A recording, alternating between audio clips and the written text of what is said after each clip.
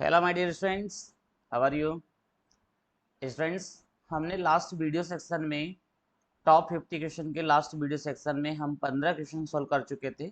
आज हम question number 16 पे चलेंगे। इस टाइप की कैटेगरी के क्वेश्चन अक्सर पूछे जाते हैं।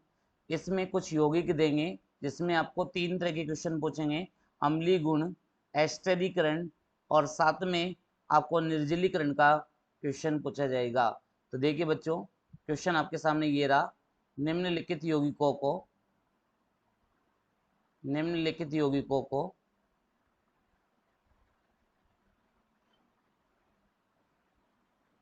अम्लीय गुण एसिडिक प्रॉपर्टी, एस्टरीकरण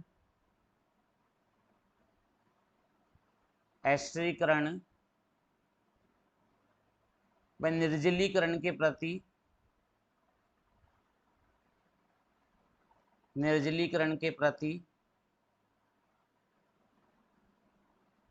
क्रियाशीलता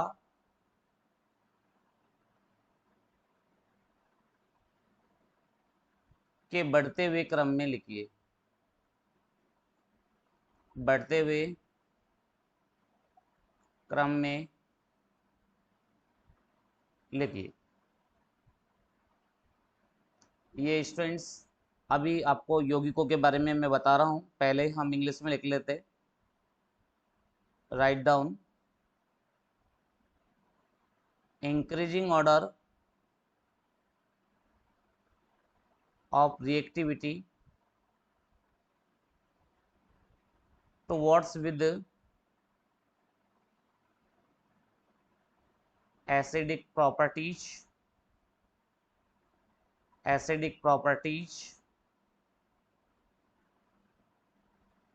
esterification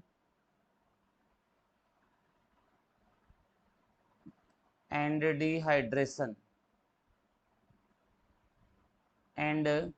dehydration of following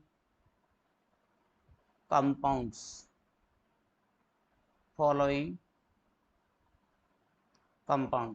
students, ये क्वेश्चन है, इसमें हमें कौन कौन से यौगिक दिए जा रहे हैं। फर्स्ट है CH3CH2OH प्राइमरी एल्कोहल। सेकंड है सेकेंडरी एल्कोहल जिसका नाम आइसोप्रोपाइल एल्कोहल है। तीसरा यौगिक हमको दिया CH3OH यानी कि 3 डिग्री एल्कोहल जिसका नाम तृतीयक ब्यूटाइल एल्कोहल है, टर्सरी ब्यूटाइल एल्कोहल है। एक तो हमें इस केस में बताना है, और सेकंड ऑप्शन हमारे पास दे रखा है HCOOH, दूसरा है CH3COOH, तीसरा है CH3COOH और चौथा है हमारे पास CH3COOH। ये कुछ यौगिक है, इनसे हम रिलेटेड हमको कितने क्वेश्चन करने हैं बच्चों? इनसे रिलेटेड हमको 3 क्वेश्चन करने हैं। पहला क्वेश्चन एसिडिक प्रॉपर्टी अम्लीय गुण का है, दूसरा क्वेश्चन एस्टरीकरण का है और तीसरा क्वेश्चन डिहाइड्रेशन निर्जलीकरण का है। ये 3 क्वेश्चन हमको इन यौगिकों के बारे में बताना है। ये फर्स्ट एल्कोहल वाले यौगिक है और दूसरे कार्बोक्सिलिक अम्ल वाले यौगिक है। तो देखिए बच्चों, हम इनका सॉल्यूशन देख रहे हैं। तो पहले क्वेश्चन में हम तीनों पॉइंट लेंगे। फर्स्ट क्वेश्चन हमारे पास क्या है, यानी कि फर्स्ट क्वेश्चन हमारे पास 1 डिग्री एल्कोहल है, हमारे पास 2 डिग्री एल्कोहल है और हमारे पास 3 डिग्री एल्कोहल है। 3 डिग्री एल्कोहल है। हमें इसमें पहले अम्लीय गुण बताना है, एसिडिक प्रॉपर्टी के बारे में हमको बताना है। तो देखिए सभी में OH है, यहाँ भी OH, यहाँ भी OH, यहाँ भी OH, लेकिन इस OH से इसमें कौन सा ग्रुप अटैच है? एथाइल, जिसका कौन सा इफेक्ट होता है? प्लस आई इफेक्ट, प्लस आई प्रभाव होता है। लेकिन यहाँ पर भी OH से क्या जुड़ा हुआ है? ये आइसोप्रोपिल समूह जुड़ा हुआ है जिसका अधिक प्लस आई प्रभाव होता है, हायर प्लस आई इफेक्ट होता है, अधिक प्लस आई प्रभाव होता है। और ये जो बड़ा ग्रुप है प्रत्येक ब्यूटिल, इसका और ज्यादा अधिक प्लस आई प्रभाव, इसका भी बहुत अधिक, अधिक नहीं बोलेंगे, इसकी जगह पर बहुत अधिक प्लस आई प्रभाव होता है। देखिए इन सब में क्या होता है, अम्लीय गुण से तात्पर्य क्या है कि सरलता से कोई प्रोटॉन त्याग दे।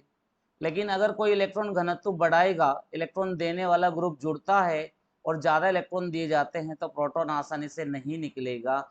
लेकिन एथिल एल्कोहल में दोनों की तुलना में आसानी से प्रोटॉन निकल जाते हैं। तो सरलता से प्रोटॉन त्यागने के कारण प्राथमिक एल्कोहल यानी कि एथिल एल्कोहल द्वितीयक और तृतीयक एल्कोहल से ज़्यादा अम्लीय गुण रखते हैं। तो बच्चों ये अम्लीय गुण का कौन सा क्रम हो जाएगा, घटता हुआ क्रम होगा। अम्लीय गुण का घटता हुआ क्रम। लेकिन यही क्वेश्चन हम बात करते हैं आपसे कि इसमें दूसरा टॉपिक क्या था हमारा कि हमने अम्लीय गुण के अलावा एस्टरीकरण पूछा। देखिए एस्टरीकरण का क्या ऑर्डर होगा, सिमिलर ऑर्डर होगा एस्टरीकरण का, क्योंकि हमारे पास एस्टरीकरण में क्या होता है, एल्कोहल की क्रिया हम कार्बोक्सिलिक अम्ल से करते हैं, alcohol reacted with carboxylic acid. तो एस्टरीफिकेशन में क्या हो जाएगा, वो एल्कोहल आसानी से H+ आयन देगा जिसमें छोटा एल्किल ग्रुप जुड़ा होता है, यानी कि वह एल्कोहल सब आसानी से इजीली H+ आयन डिलीवर करता है जिसमें स्मॉल एल्काइल ग्रुप अटैच है। तो बच्चों इथाइल एल्कोहल में क्या होता है, सबसे छोटा एल्काइल ग्रुप है, जबकि 2 डिग्री और 3 डिग्री एल्कोहल में लार्जर एल्काइल ग्रुप होता है। तो बच्चों ये एस्टरीकरण का भी कौन सा ऑर्डर हो जाएगा, घटता हुआ क्रम हो जाएगा, घटता हुआ क्रम हो जाएगा। लेकिन अब देखो बच्चों इसमें 2 क्वेश्चन का आंसर आ चुका है। पहला एसिडिक प्रॉपर्टीज का डिक्रीजिंग ऑर्डर है, decreasing order of acidic properties, decreasing order of acidic properties. एक तो ये आंसर हमको मिल गया, अम्लीय गुण का घटता हुआ क्रम मिल गया। दूसरा एस्टरीकरण का घटता हुआ क्रम, एस्टरीकरण का घटता हुआ क्रम। थोड़ा सा मैं आपको रिवाइज करा देता हूँ एस्टरीकरण क्या होता है। इसमें RCH2OH की रिएक्शन करते हैं RC+OH से, RCO+OH से यानी कि कार्बोक्सिलिक एसिड से। तो यहाँ से आसानी से H+ निकलना चाहिए, यहाँ आसानी से OH- निकलना चाहिए। तो जो जितना छोटा एल्काइल ग्रुप होगा उसमें से H+ आसानी से निकलेगा बेटाओ। तो उस कंडीशंस में यहाँ एस्टर का फॉर्मेशन हो जाता है, ये रिवर्सिबल रिएक्शन होती है। तो बनता है यहाँ पर RCOOCH2R,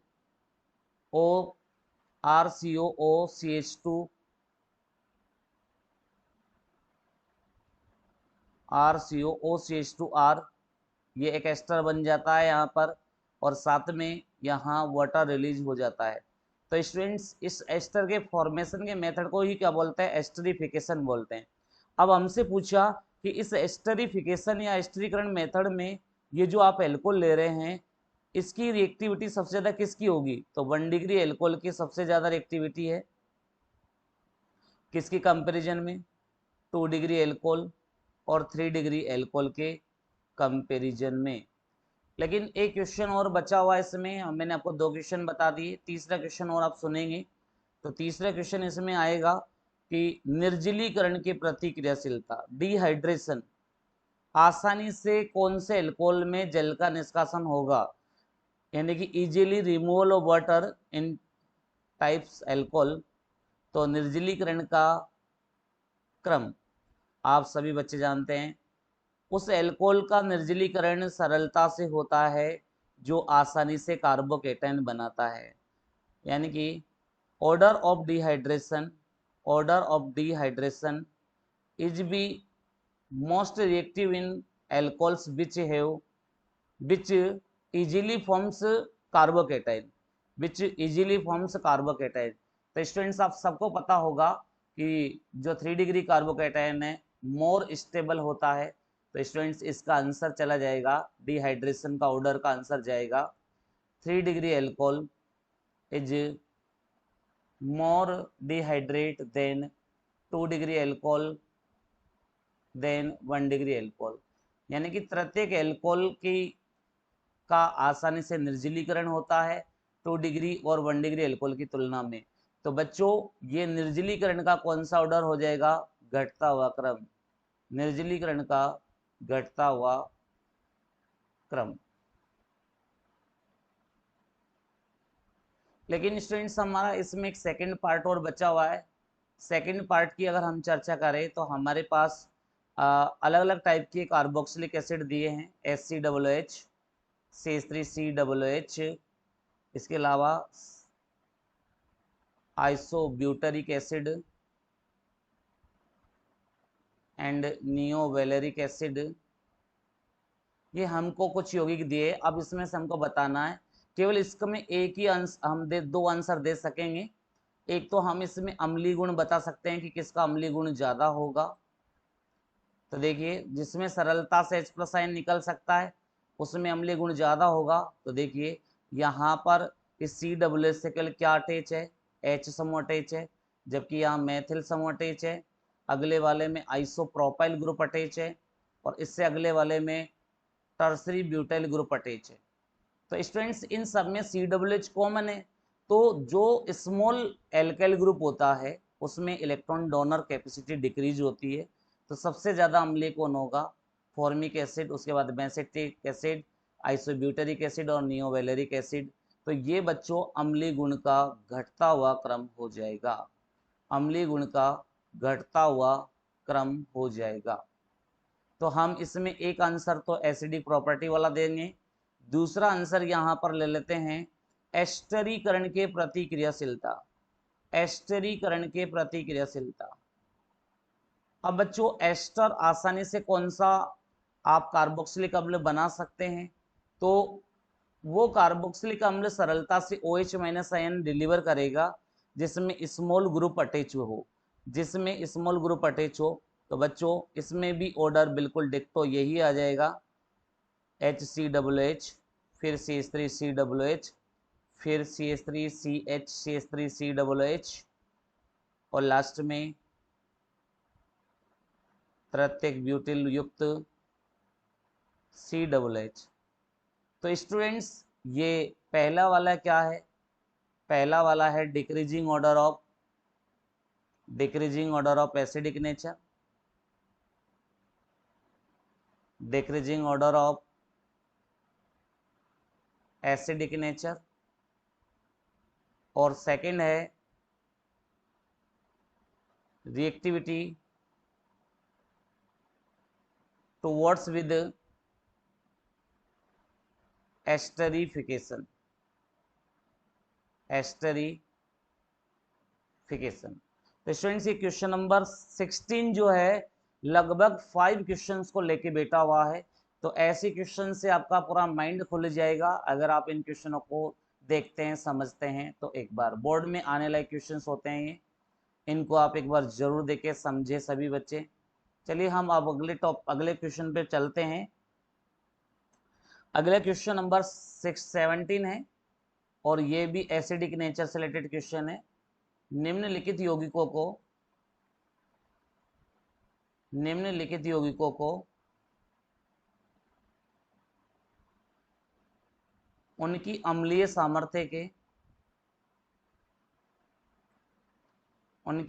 सामर्थ्य के बढ़ते हुए क्रम में लिखिए। ये हमारा क्वेश्चन है, बढ़ते हुए क्रम में लिखिए।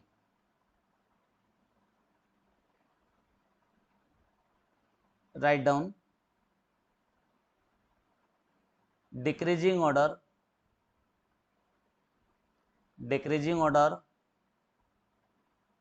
Of acid strength of following compounds of following compounds। तो स्टूडेंट्स देखिए कौन कौन से कंपाउंड्स हमको दिए हैं। तो इसमें है प्रोपेन 1 ओल, एक तो क्या है प्रोपेन 1 ओल है, एक है 4 मिथाइल फिनोल, 4 मिथाइल फिनोल, एक है फिनोल, एक है 3 नाइट्रोफिनॉल, एक है 3,5 डाई नाइट्रोफिनॉल, एक है 2,4,6 ट्राई नाइट्रोफिनॉल। स्टूडेंट्स, आप सभी बच्चे जानते हैं कि ऐसे क्वेश्चन को सोल्व करने के लिए आपको अम्लीय गुण का कंसेप्ट पता होना बहुत जरूरी है। तो देखिए मैं कुछ आपको कंसेप्ट बता देता हूं अम्लीय गुण को पढ़ने से पहले। अम्लीय गुण या acidic property, acidic property directly proportional होती है के ए के और इनवर्सली प्रोपोर्शनल होती है पी के। बच्चों के ए की वैल्यू आपको देते हैं, के ए क्या होता है, अम्ल का वियोजन स्थिरांक होता है, अम्ल का वियोजन स्थिरांक डिसोसिएशन कांस्टेंट होता है। हर यौगिक के लिए इसका मान फिक्स होता है। Dissociation constant for acid, dissociation constant for acids ये के होता है। और पीके और के में रिलेशन होता है, पीके जो होता है वो नेगेटिव लॉग ऑफ के के इक्वल होता है, यानी कि अगर आपका के की वैल्यू बढ़ेगी तो पीके की वैल्यू घटेगी। तो ये अम्लीय गुण को हम इससे रिलेटेड कर सकते हैं। अगर हम दूसरी चर्चा अब अगर इसमें करें कि और क्या हो सकती है, तो बच्चों जिसमें रेजोनेंस हो रहा है, यानी कि अम्लीय गुण डायरेक्टली प्रोपोर्शनल रेजोनेंस, रेजोनेंस वाले यौगिकों में जिसमें रेजोनेंस होता है उसके भी डायरेक्टली प्रोपोर्शनल होती है acidic property. Directly proportional resonance यानी अनुनाद, अनुनाद जिसमें होता है उसमें भी अम्लीय गुण ज़्यादा होगा। और अम्लीय गुण की कंसेप्ट देखें तो अम्लीय गुण बढ़ता है, अम्लीय गुण बढ़ता है जब बेंजीन वाले से इलेक्ट्रॉन देने वाले समूह जुड़े हो, यानी कि इलेक्ट्रॉन ग्रहण करने वाले EWG वाले समूह जुड़े हुए हो, EWG electron withdrawing group, electron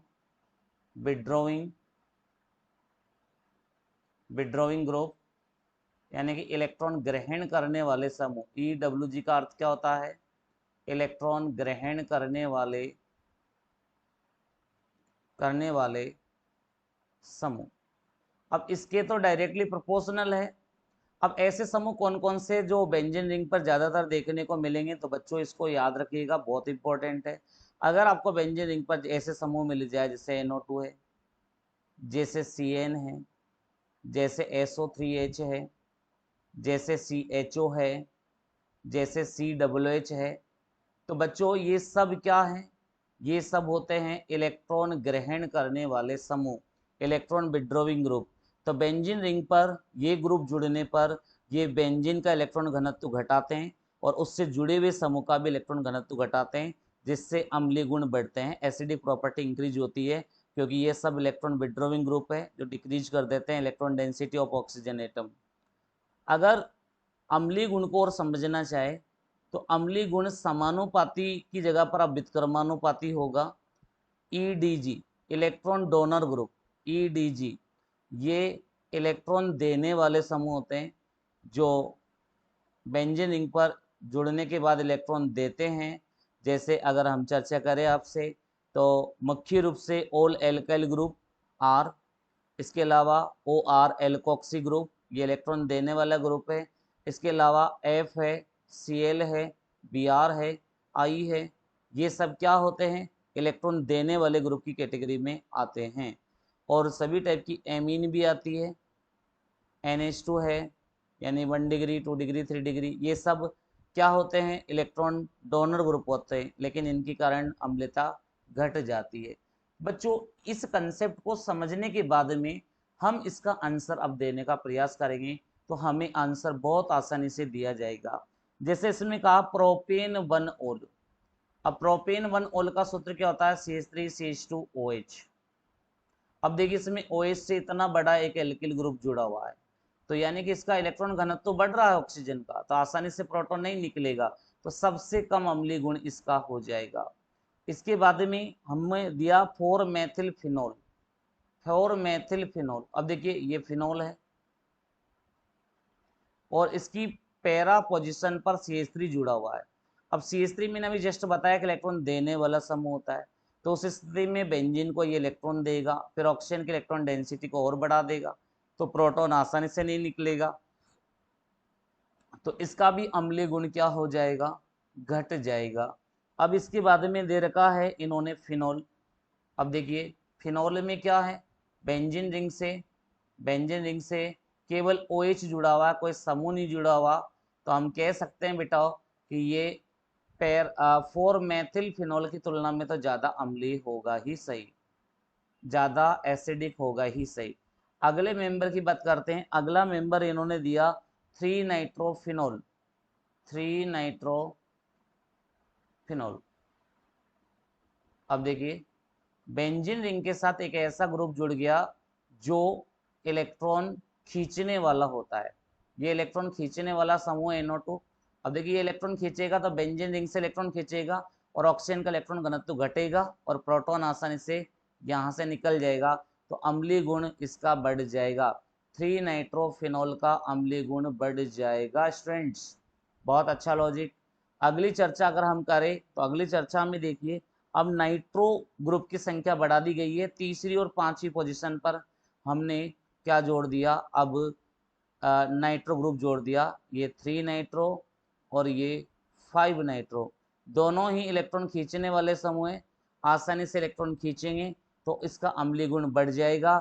लेकिन अगले एग्जाम्पल की बात करें तो अगले एग्जाम्पल में 2 4 6 तीन जगह पर ये OH, ये इसकी दूसरी पोजीशन, ये इसकी चौथी पोजीशन और ये इसकी छठी पोजीशन, इन तीनों पर क्या जोड़ दिया गया, NO2 जोड़ दिया गया। तो बच्चों ये अम्लता का कौन सा ऑर्डर हो गया, बढ़ता हुआ क्रम हो गया। अम्लता का एसिडिक नेचर का इंक्रीजिंग ऑर्डर, बढ़ता हुआ क्रम हो गया है, बढ़ता हुआ क्रम, increasing order of acidic nature, increasing order of acidic nature।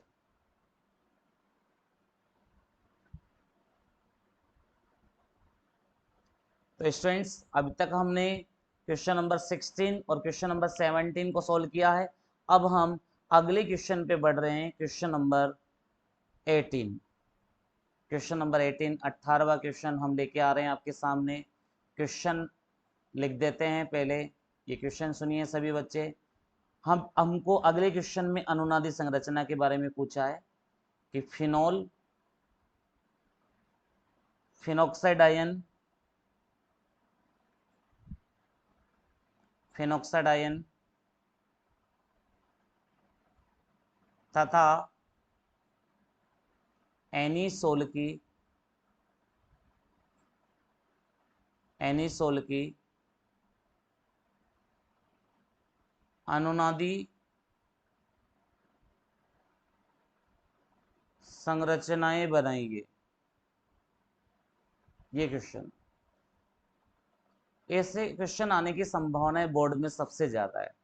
Draw resonating structures of phenol, phenoxide ion and anisole. देखिए फर्स्ट ऑफ ऑल तो ऐसे क्वेश्चन को सोल्व करने के लिए आपको इनके फॉर्मूले पता होना चाहिए। इसका सॉल्यूशन देखने से पहले इनके फॉर्मूले देखिए। ये फिनोल होता है, बेंजीन रिंग पर OH होता है, फिनोल हो गया। लेकिन बेंजीन रिंग पर केवल O हो और उसके 3 लोन पेयर और विद माइनस हो तो ये फिनोक्साइड आयन हो गया। और एनीसोल की स्ट्रक्चर में क्या होगा, बेंजीन रिंग के ऊपर OCH3 अटैच होगा, तो ये आपका एनिसोल है और ये आपका फिनॉक्साइड आयन है और ये आपका फिनोल है। अब देखिए बच्चों, इनकी हमको क्या बतानी है, रेजोनेटिंग स्ट्रक्चर्स, अनुनादी संरचनाएं बतानी है। तो हम एक ही करके इनकी संरचनाओं के बारे में पढ़ते हैं। Resonating structure of phenol. सबसे पहले हम फिनोल की अनुनादी संरचना देखते हैं। तो जैसा आप सब जानते हैं कि ये फिनोल रहा। इस फिनोल की अनुनादी संरचना में ऑक्सीजन की इलेक्ट्रॉन डेंसिटी ज़्यादा है, तो इसलिए इसका लोन पेयर बॉन्ड का फॉर्मेशन करेगा। तो इस कार्बन की संयोजकता 5 हो जाएगी। वैलेंसी 5 होने के कारण ये पाई बॉन्ड का इलेक्ट्रॉन डीलोकलाइज्ड होगा और रेजोनेटिंग स्ट्रक्चर की फॉर्म में ये बना देता है ये स्ट्रक्चर। देखिए यहाँ माइनस विद लोन पेयर आ गया, यहाँ डबल बॉन्ड का फॉर्मेशन हो गया, ऑक्सीजन पर एक लोन पेयर रह गया, लेकिन यहाँ इलेक्ट्रॉन डेंसिटी डिक्रीज होने के कारण पॉजिटिव चार्ज रह गया। अब बच्चों ये माइनस विद लोन पेयर आया तो इस कार्बन की वैलेंसी 3 हो गई, तो ये तो पाई बॉन्ड का फॉर्मेशन कर देगा, लेकिन जैसे पाई बॉन्ड बनता है तो यहाँ इलेक्ट्रॉन डेंसिटी जो वैलेंसी है कार्बन की वो 5 हो जाती है। तुरंत ये शिफ्ट होकर यहाँ पर माइनस विद लोन पेयर बना देता है, जिससे नेक्स्ट रेजोनेटिंग स्ट्रक्चर का यहाँ फॉर्मेशन होता है। और देखिए माइनस विद लोन पेयर यहाँ बन गया, एक बॉन्ड यहाँ आ गया, एक बॉन्ड यहाँ आ गया, double bond oxygen plus with H। अब देखिए नेक्स्ट में क्या होगा, नेक्स्ट में ये minus with lone pair bond बनाएगा और जो बॉन्ड होता है वो माइनस विद लोन पेयर बनाएगा। तो अगली अनुनादी संरचना में बच्चों देखिए क्या हो रहा है, ये बॉन्ड बन गया, ये बॉन्ड पहले से था, यहाँ माइनस विद लोन पेयर आ गया और ये डबल बॉन्ड बन गया और O प्लस H ये बन गया। अब यहाँ माइनस विद लोन पेयर वापस बॉन्ड बनाएगा और ये बॉन्ड है ये वापस अपनी वही पोजीशन पर चला जाएगा और चलने के बाद में जो फर्स्ट स्ट्रक्चर है बिल्कुल उसकी 2 कॉपी बना देता है, बस बॉन्ड की पोजीशन डिफरेंट होती है। यहाँ बॉन्ड की पोजीशन ऐसे हो जाएगी और ऑक्सीजन के ऊपर वापस 2 लोन पेयर आ जाएंगे और हाइड्रोजन जुड़ जाएगा। तो बच्चों ये किसकी रेजोनेटिंग स्ट्रक्चर बना दी हमने, ये फिनोल की अनुनादी संरचना आपके सामने बनाई। स्टूडेंट्स ऐसे ही हम फिनोल के बाद में दूसरी रेजोनेटिंग स्ट्रक्चर अनुनादी संरचना बनाएंगे फिनॉक्साइड आयन की। तो देखिए फिनॉक्साइड आयन की अनुनादी संरचना, फिनॉक्साइड आयन की अनुनादी संरचना, जैसा कि आप सबको पता है कि फिनॉक्साइड आयन बनता है किससे, फिनोल से बनता है। C6H5OH जब आयोनाइज होता है तो हाइड्रोजन अपने बॉन्ड का इलेक्ट्रॉन देके प्रोटॉन की फॉर्म में रिलीज हो जाता है और बना देता है फिनॉक्साइड आयन। तो 2 लोन पेयर की जगह पर 3 लोन पेयर विद माइनस आ जाता है और साथ में क्या रिलीज हो जाता है, प्रोटॉन रिलीज हो जाता है। इससे ये तो पता चलता है कि जो फिनोल है वो लेस स्टेबल है और फिनॉक्साइड आयन है वो मोर स्टेबल है। फिनोल कम स्थायी है और फिनॉक्साइड आयन ज़्यादा स्थायी है। तो देखिए बच्चों इसके स्ट्रक्चर में क्या है, पहले हम कुछ रिंग बना लेते हैं, यहाँ 5 रिंग बना लेते हैं जिससे बॉन्ड की पोजीशन बनाने में आसानी रहेगी हमें। ये हमने 5 रिंग बना ली, ये बॉन्ड, ये बॉन्ड, ये बॉन्ड और ऑक्सीजन से यहाँ पर 3 लोन पेयर विद माइनस जुड़ा हुआ है। अब देखिए यहाँ कैसे रेजोनेंस स्टार्ट होता है, ये लोन पेयर बॉन्ड का फॉर्मेशन करता है और bond minus with lone pair बनाता है। लेकिन जैसे ही ये लोन पेयर बॉन्ड बनाएगा तो यहाँ पॉजिटिव चार्ज आएगा और पहले से निगेटिव चार्ज था तो वो न्यूट्रलाइज हो जाएगा, उदासीन बन जाएगा। और देखिए अब केवल ऑक्सीजन पर 2 लोन पेयर आ जाएंगे और देखिए ये बॉन्ड का इलेक्ट्रॉन शिफ्ट हुआ तो यहाँ माइनस विद लोन पेयर बना दिया। अब ये जो लोन पेयर है ये माइनस विद लोन पेयर, ये तो बॉन्ड बनाएगा और बॉन्ड क्या बना देगा, माइनस विद लोन पेयर का फॉर्मेशन कर देगा। तो देखिए यहाँ बॉन्ड बन गया, यहाँ माइनस विद लोन पेयर आ गया और यहाँ पहले से ही एक बॉन्ड प्रेजेंट था।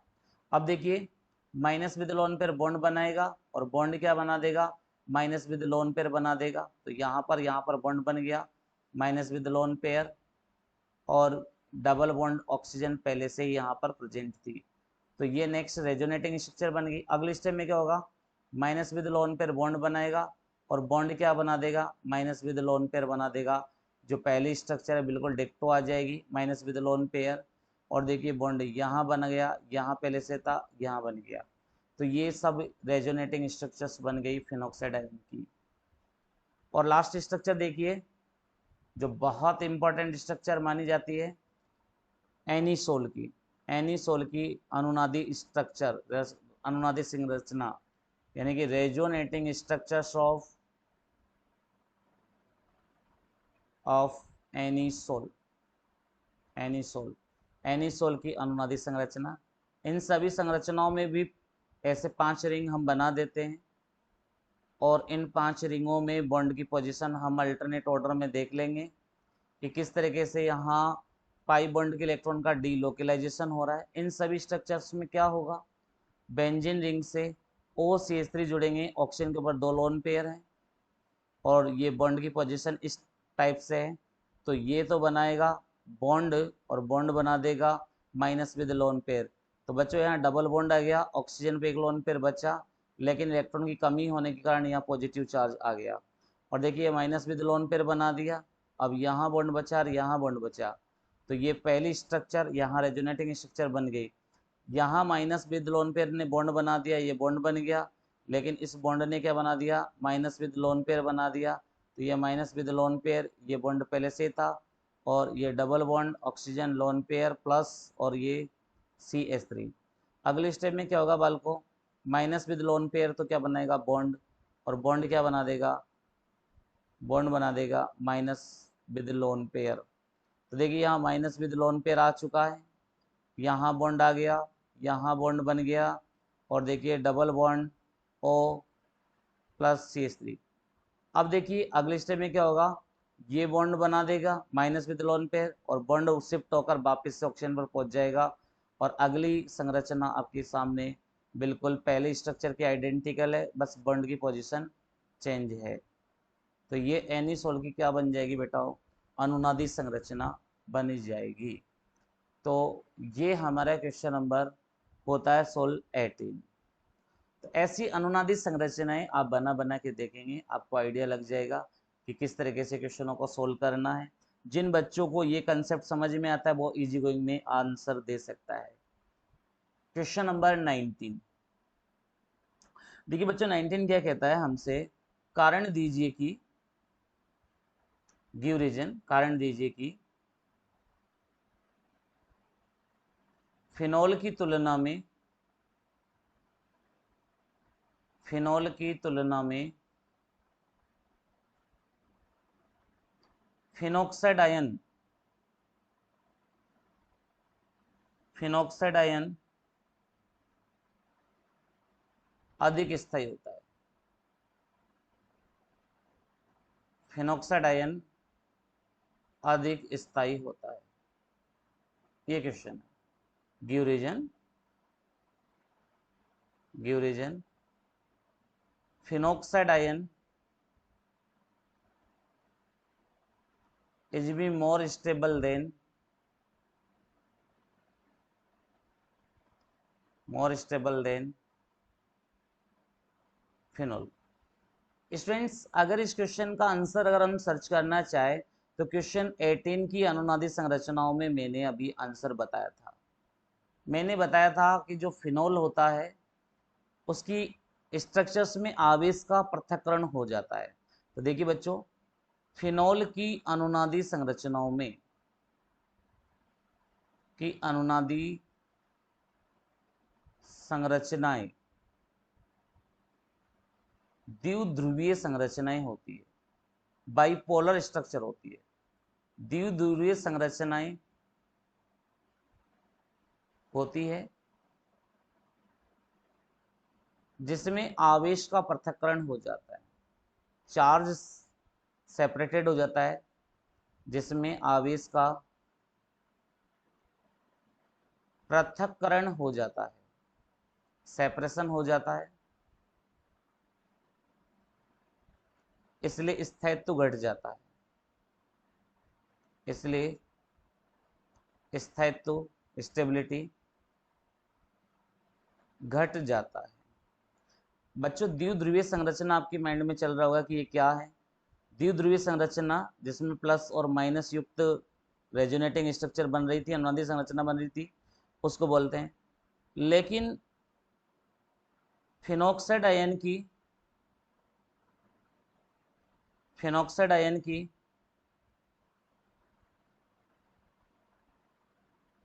अनुनादी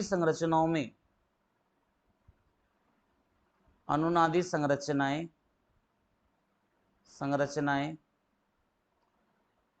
एकल आयनी संरचना होती है। एकल आयनी, सिंगल आयनी की स्ट्रक्चर, एकल आयनी संरचना होती है जिसमें आवेश का पृथक्करण नहीं होता है। आवेश का पृथक्करण नहीं होता है। स्टूडेंट्स पिछली स्ट्रक्चर को देखोगे आप फिनॉक्साइड आयन की अनुनादी संरचनाओं को, तो उनमें केवल एक ही चार्ज मिल रहा था, माइनस चार्ज, प्लस चार्ज नहीं आ रहा था। इस वजह से इसकी स्टेबिलिटी ज्यादा हो गई। यहां चार्ज का सेपरेशन नहीं होता है, तो इस कारण यह अधिक स्थायी होता है। इस कारण यह अधिक स्थायी होता है। बच्चों अगर हम इसको इंग्लिश में आंसर दें तो देखिए इसका इंग्लिश में आप आंसर सुने। In phenol present bipolar resonating structures, therefore charge can be separated in it, therefore decreased stability,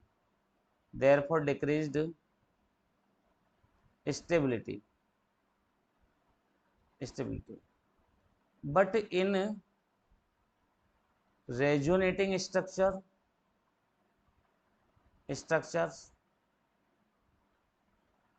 of phenoxide ion are monopolar structure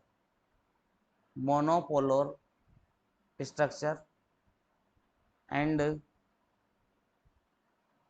charge cannot be separated in it,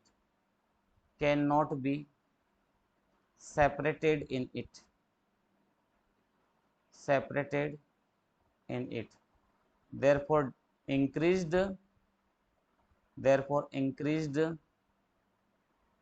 stability of phenoxide ion. तो students ये English वाले भी देख सकते हैं, समझ सकते हैं इस क्वेश्चन के आंसर को। ये क्वेश्चन नंबर हमारा 19 था। चलिए अब अगले क्वेश्चन की ओर हम बढ़ते हैं, जो कि हमारा ये क्वेश्चन बहुत अच्छा क्वेश्चन बनता है। ये क्वेश्चन नंबर 20, ये एक्सेप्शन वाला क्वेश्चन है कि मेथेनॉल जल की तुलना में अधिक अम्लीय होता है क्यों?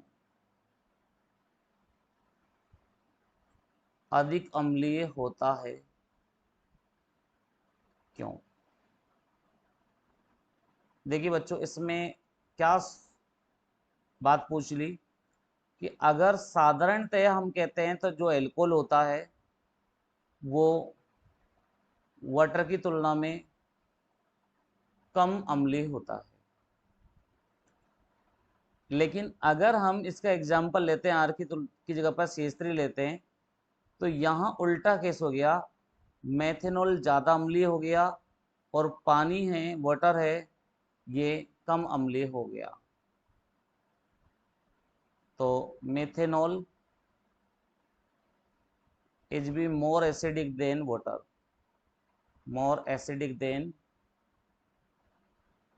वाटर वाई, ये क्वेश्चन हमारा। तो देखिए हमने मेथनॉल को मोर एसिडिक बताया, तो आपने कंसेप्ट पढ़ा था अम्लीय गुण। अम्लीय गुण इनवर्सली प्रोपोर्शनल होता है पीके का। अब बच्चों ये आंसर पीके के मान के आधार पर ही होता है कि जिसका पीके का मान कम होगा उसका अम्लीय गुण उतना ही ज्यादा होगा, उसका अम्लीय गुण उतना ही ज्यादा होगा। तो देखिए इस कंसेप्ट में अगर हम समझे तो देखिए अम्लीय गुणों को अगर आप समझना चाहते हैं तो देखिए इसमें आप आंसर देंगे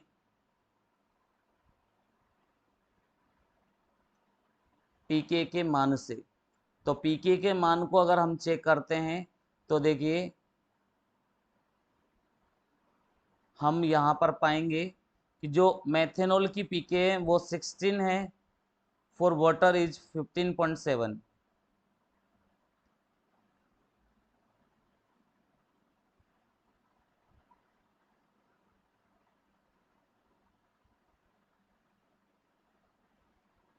ऐसा होना चाहिए, लेकिन यहाँ पर हम देखते हैं तो क्या पता चलता है कि मेथेनॉल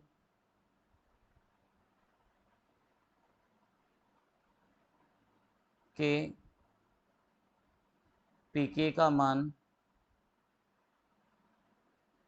मान कम होने के कारण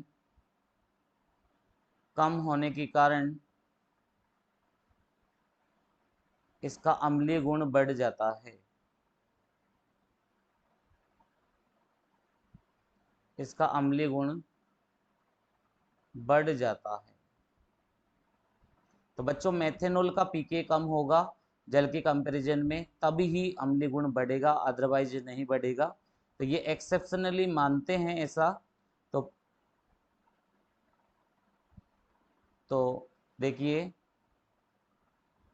value of pK for methanol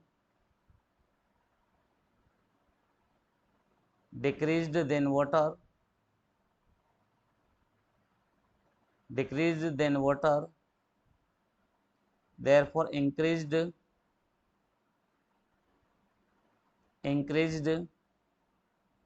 acidic properties of methanol। तो स्टूडेंट्स हम इस लेक्चर में आपको ये 5 क्वेश्चन ही सोल्व करवाएंगे। अगले लेक्चर में हम आगे नेक्स्ट क्वेश्चन लेके आएंगे आपके लिए। तब तक के लिए आप सभी को गुड बाय। एंड अगर आपको ये हमारा वीडियो पसंद आए तो प्लीज़ आप इसे लाइक शेयर एंड सब्सक्राइब जरूर करें। Thank you everyone for watching my video.